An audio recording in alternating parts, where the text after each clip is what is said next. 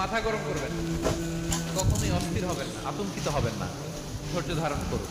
কারণ ধৈর্য এমন একটা গাছ, চারি গায়ে কাটা কিন্তু ফলটা বড় মিষ্টি।